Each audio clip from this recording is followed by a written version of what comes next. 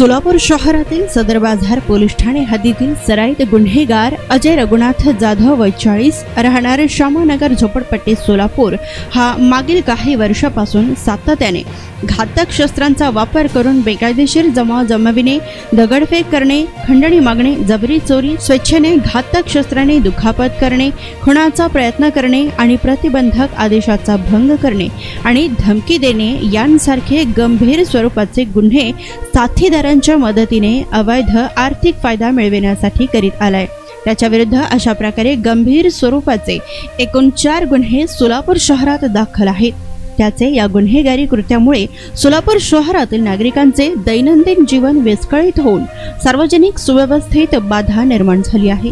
अजय रघुनाथ जाधव याच्या गुन्हेगारी कृत्यामुळे त्याची सोलापूर शहरातील व्यापारी व सामान्य नागरिकांमध्ये दहशत असून त्याच्या विरुद्ध सामान्य नागरिक उघडपणे पोलिसांना माहिती देत नाहीत।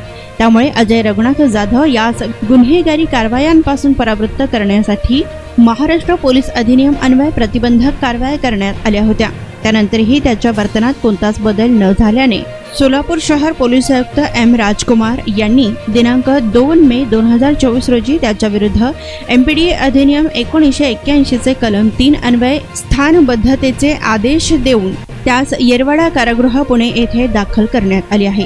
तर सदरील कारवाई सोलापूर शहर पोलीस आयुक्त एम राजकुमार यांनी व त्यांच्या पथकांनी केली आहे।